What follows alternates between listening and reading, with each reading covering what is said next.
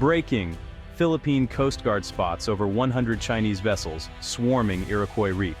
The news flashes across screens, a chillingly familiar headline. China's maritime militia, disguised as fishing boats, forms a steel curtain across waters recognized as Philippine territory. The tension is palpable. A slow-burning fuse in a critical waterway. Filipino patrol ships are outnumbered, facing a daily contest of wills.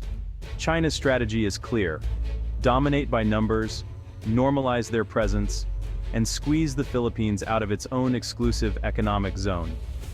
This is not a conventional war, but a war of attrition, fought with water cannons, lasers, and blockades. The Philippines cannot match China ship for ship. A new creative strategy is needed, one rooted in Filipino resilience. The government is waking up to this reality. Diplomatic protests have proven futile. The time for passive observation is over. The nation must assert its rights without triggering full-blown conflict, a high-stakes game of maritime chess. Enter a bold new proposal: counter China's gray zone tactics with a Filipino maritime militia. This force would empower those with the most to lose, Filipino fishermen. By turning fishermen into the nation's eyes and ears, the Philippines can reclaim its maritime domain. It's a strategy born of necessity, a testament to Filipino spirit. The storm is here. The Philippines must learn to sail in it. The plan is audacious, yet pragmatic: create a credible civilian maritime force. Composed of naval reservists and volunteer fishermen, this force leverages generations of local knowledge. It's not about turning fishermen into soldiers, but integrating them into national defense. The core idea: a people's armada of modern, dual-purpose fishing vessels. These ships would support livelihoods and serve as platforms for surveillance and communication. Their mission: fish, observe, and report, challenging China's narrative of control. This strategy mirrors China's own gray zone tactics, but flips the script. Harassing Filipino vessels would mean harassing civilians, risking international condemnation. Ignoring them cedes presence back to the Philippines. The militia operates in this ambiguous space, leveraging civilian status as a shield. The government aims to formalize this under the Navy and Coast Guard. Volunteer fishermen would be trained as reservists, organized into units, and given clear protocols. Their power lies in information and persistence, not weapons. Every encounter is documented and transmitted in real time. This intelligence is invaluable for diplomacy and public awareness. Every fishing trip becomes a patriotic mission. This is community empowerment fused with national defense. This is about more than rocks and reefs. It's about national identity, economic future, and dignity. The West Philippine Sea feeds millions and holds vital energy resources. Losing control means losing our destiny. Our fishermen have faced harassment and danger for years, yet refuse to abandon their ancestral grounds. Men like Moncardo from Zambales say, "This is our sea, we will not abandon it." The government must harness this courage and give it structure. Protecting sovereignty is a constitutional mandate and the government's sacred duty. The 2016 Arbitral Award affirmed our rights, but legal victories mean little if unenforced. China ignores the ruling. It's up to the Philippines and its allies to give it meaning. The maritime militia is a practical, non-escalatory way to assert our rights daily. This is not a call for war, but for credible deterrence in the gray zone. We seek peace, not conflict. But we must defend our territory. By building a robust maritime militia, we send a clear message: we will not be bullied. We will not surrender our sovereign rights. We will defend our territory and resources with courage and creativity. The time for action is now. Our resolve must be as deep as the sea we protect. The world is watching how we stand up for our rights. The Filipino spirit is unbreakable. The future of our seas depends on what we do today. We don't have to invent this strategy from scratch. Vietnam offers a proven model. Facing the same bully, Vietnam's maritime militia is a critical part of its defense. Their state-sponsored force, with thousands of modern vessels, works closely with the Coast Guard and Navy. When Chinese ships appear, the Vietnamese militia swarms, creating a people's wall at sea. This constant presence deters aggression and protects Vietnam's interests. The results: Vietnam sustains fishing and energy exploration in its waters.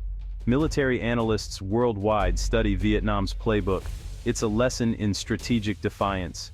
The Philippines can adapt this model, leveraging our long coastline and patriotic fishermen, the key organization, funding, and political will.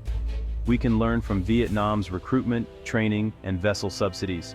The Vietnamese playbook shows David can stand up to Goliath, if he's smart and determined.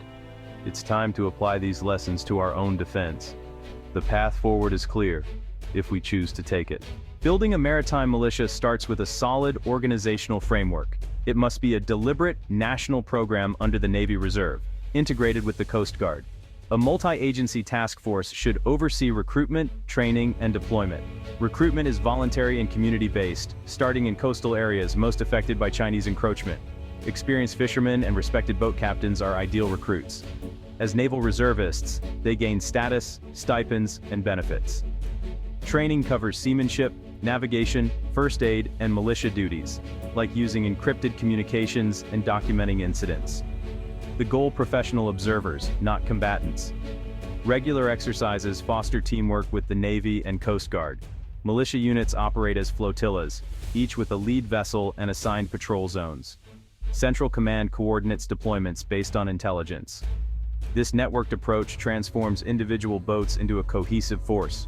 It's a true people's armada for the West Philippine Sea. A credible militia needs a credible fleet. Modern, steel-hulled vessels built locally. Government-supported shipbuilding is essential, providing stable, resilient ships for dual roles. This revitalizes our shipbuilding industry, creating thousands of skilled jobs. Subsidies and loans empower fishermen's cooperatives to acquire new vessels. The economic benefits ripple through coastal communities: better catches, higher incomes, and more jobs. Fishermen's cooperatives foster ownership and pride, turning the militia into a tool for economic development. Building our own ships enhances self-reliance and strategic autonomy. No more dependence on second-hand foreign vessels. Local shipbuilding invests in Filipino ingenuity and labor. It's about forging a fleet made for, and by, Filipinos. This is nation building at sea. The program uplifts marginalized areas and strengthens our defense. Every new vessel is a symbol of Filipino resilience. Militia vessels must be more than fishing boats. They're platforms for maritime awareness. Each is equipped with cameras, satellite navigation, and encrypted communications. Real-time reporting to the Coast Guard and Navy is a game changer. Crews are trained for a dual role: fishermen and sentinels. Their primary activity is fishing, but they're drilled as professional observers. When encountering foreign vessels, they observe, document, and report, never engage. Training includes ship identification and de-escalation techniques. Strong government oversight ensures discipline and prevents escalation. The command structure links every patrol to Navy Reserve Command. Civilian cover provides a powerful shield. These are legitimate economic actors. Interfering with them is easier to condemn internationally. Their toolkit: cameras and radios, not weapons. Their greatest strength: exposing the truth.